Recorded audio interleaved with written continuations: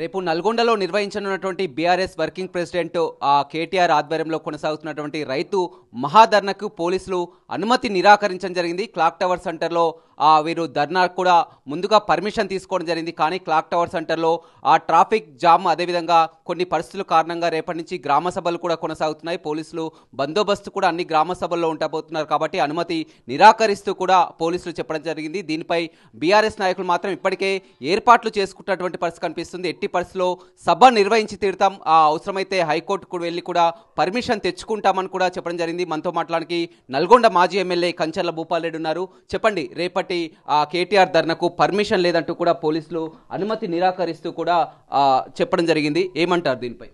ఖచ్చితంగా గతంలో కూడా మేము ఈ యొక్క రైతు మహాధర్నా కార్యక్రమం 12వ తారీఖే ఉండే.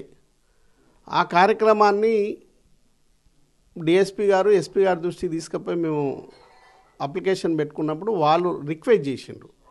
సంక్రాంతి సందర్భంగా మరి విజయవాడ హైవే అంతా, తర్వాత మరి అద్దంకి రోడ్ అంతా కూడా ఆంధ్రాకి ఇక్కడి నుంచి ఎక్కువ పోతారు కాబట్టి ట్రాఫిక్ ఎక్కువ జామ్ అవుతుంది, ఇబ్బంది అవుతుంది. మరి మీరు దయచేసి పండుగ తర్వాత మీరు కార్యక్రమాన్ని చేసుకోండి అని వాళ్ళు రిక్వెస్ట్ చేస్తే మేము కూడా అధిష్టానానికి చెప్తే వాళ్ళు కూడా స్పందించి ఓకే ఆఫ్టర్ పండుగ తర్వాత పెట్టుకుందామని పండుగ తర్వాత 21వ తారీఖు నాడు వాళ్ళు ఇచ్చిన సూచన మేరకే మేము మరి డేట్ డిక్లేర్ చేసుకున్నాం. ఇచ్చుకున్న తర్వాత మేము 4 రోజుల కింద అప్లై చేసుకున్నాం. వారు కూడా స్పందించిండ్రు, తర్వాత అందరూ వచ్చిండ్రు, చూసిండ్రు, ఓకే ఇబ్బంది లేదు. అటు డిఎస్పీ కానీ తర్వాత ఎస్పీ కానీ వాళ్ళు సానుకూలంగానే స్పందించారు. కార్యక్రమం మేము వాళ్ళని గౌరవించినప్పుడు ఈ కార్యక్రమం కూడా గౌరవించిండ్రు. కానీ నిన్న సాయంత్రమే ఇస్తున్నటువంటి మాకు పర్మిషను మరి ఏమైందో ఏం కాదో మరి జిల్లా పెద్దలా లేకపోతే రాష్ట్ర పెద్దలా ఎవరో మరి ఒత్తిడి చేసి వాళ్ళని మాకు ఆర్డర్ ఇవ్వకుండా ఇలా మార్నింగ్ రిజెక్షన్ లెటర్ ఇచ్చిండ్రు. ఎంతవరకు ధర్మమో ఒకసారి ఆలోచన చేయండి. ఎందుకంటే క్లాక్ టవర్ సెంటర్ ఇప్పుడు కాదు, తెలంగాణ ఉద్యమం నడిచిందంతా అక్కడే. అంటే ఉమ్మడి జిల్లాకు సంబంధించి అంతా కూడా పెద్ద ఎత్తున రైతులు బీఆర్ఎస్ శ్రేణులంతా కూడా తరలి వస్తారు కాబట్టి అక్కడ కంట్రోల్ చేయలేమని. ఏదైనా అక్కడ ప్రొటెక్ట్ చేయడానికి అది వేదిక. అది మరి నిజంగా కూడా మరి ప్రభుత్వమే ఒక ప్లేస్ డిక్లేర్ చేస్తే మేము అక్కడ పోతుంటాం. ప్లేస్ చెప్పరు, మరి పర్మిషన్ ఇవ్వకుంటే అది కరెక్ట్ కాదు.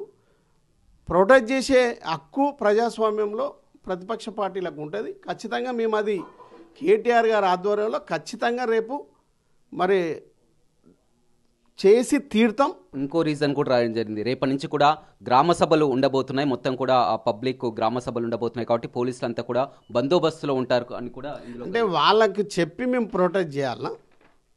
గతంలో వాళ్ళకి ప్రాబ్లం ఉంటే మేము సహకరించినాం. మళ్ళీ 21, 22, 23, 24 గ్రామ సభలు ఉన్నాయి, మీరు తర్వాత పెట్టుకోండి అంటే అది కరెక్ట్ కాదు.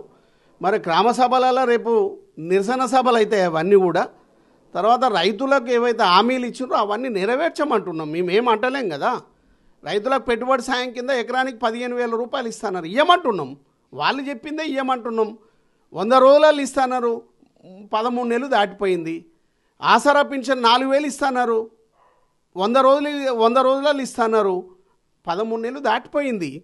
మహిళలకు 2,500 ఇస్తున్నారు, 13 నెలలు దాటిపోయింది, 100 రోజులలో ఇస్తున్నది.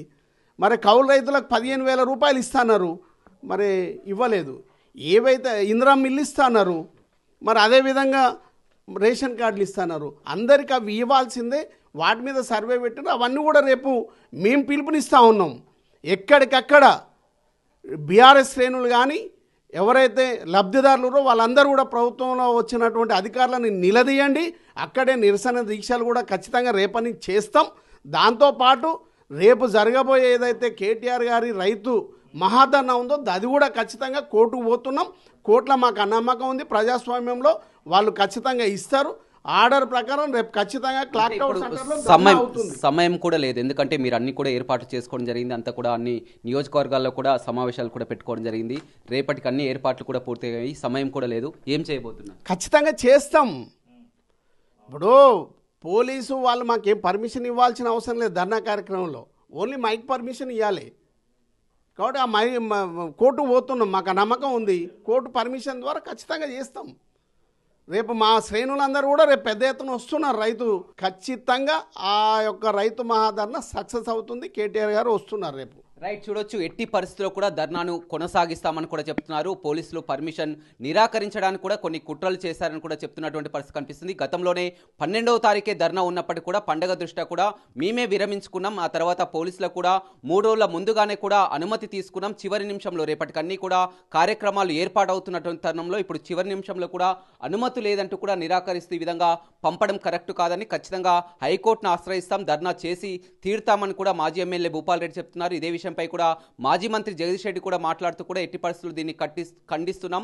పూర్తిగా రేవంత్ సర్కార్కు కేటీఆర్ ధర్నా చేస్తే రేవంత్ సర్కార్కు ఎందుకు భయం అవుతుందని కూడా చేస్తున్నారు. ఎట్టి పరిస్థితుల్లో కూడా ధర్నాని చేసి తీరుతాం. ఆ పార్టీ శ్రేణులంతా కూడా రైతులంతా కూడా రుణమాఫీ కాని రైతులంతా కూడా తరలి రావాలని కూడా కోరుతున్నటువంటి పరిస్థితి అయితే నల్గొండలో కనపడుతుంది. ఏదేమైనప్పటికీ కూడా ఒక టెన్షన్ వాతావరణం అయితే నెలకొన్నటువంటి పరిస్థితి కనిపిస్తుంది. ఎందుకంటే చివరి నిమిషంలో కూడా రేపటికి అన్ని కూడా ఏర్పాట్లు చేసుకోవడం జరిగింది. ఇప్పుడు పోలీసులు అనుమతి నిరాకరించడంతో బీఆర్ఎస్ శ్రేణులంతా కూడా మొత్తం ఆందోళనకు సిద్ధమవుతున్నటువంటి పరిస్థితి నల్గొండలో కనపడుతుంది. Vote studio. ప్రపంచంలో ఏ మూల ఏ క్షణం ఏం జరుగుతుందో వేగంగా తెలుసుకోవడానికి తొలి వెలుగు వాట్సాప్ ఛానల్ని ఫాలో చేయండి.